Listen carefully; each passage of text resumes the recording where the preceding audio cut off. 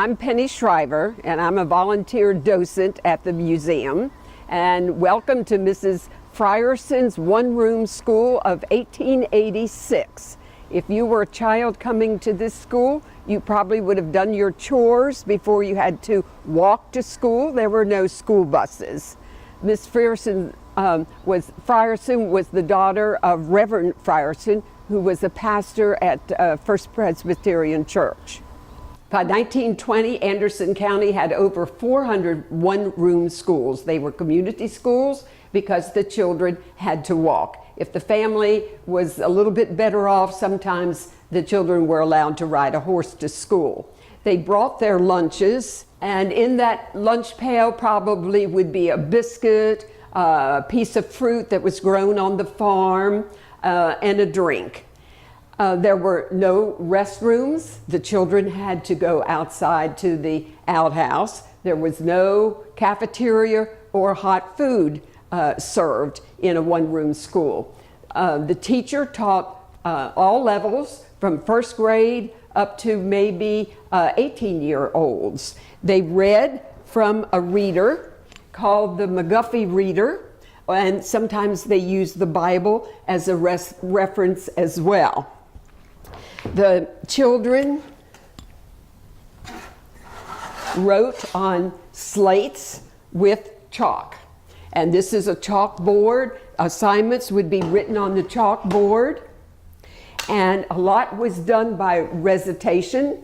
And it was called the blab method of education because the children would recite what they had learned or what they had been assigned. The heating in the one-room school was usually a pot-bellied stove such as this. And usually the boys would come in the morning and carry wood in and get the fire going in the wintertime. They had what they called lay-by seasons. The children had to work on the farms. So when it was harvest time, the children didn't have school. So it was not a September to May or June year as we have today.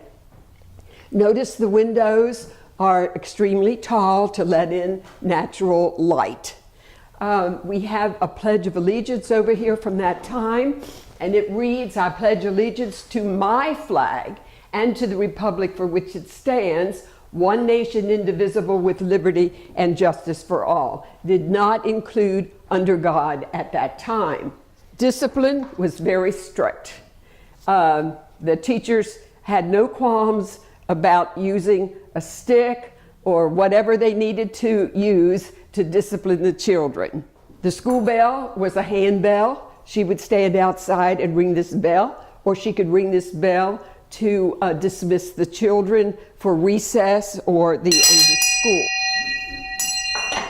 And the subjects taught were reading, writing, and arithmetic. And if you look at old documents, the penmanship was absolutely beautiful because the children practiced on their slates and it just had to be perfect.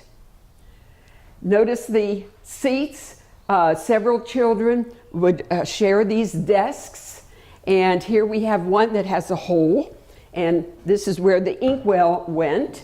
And if you had a little boy who was somewhat mischievous, and you had a little girl sitting in the front, and she had long braids, which a lot of the girls did wear at that time, they were prone to stick the end of the braid into the inkwell. Miss Frierson's school originally sat at the corner of West Whitner Street and I Street.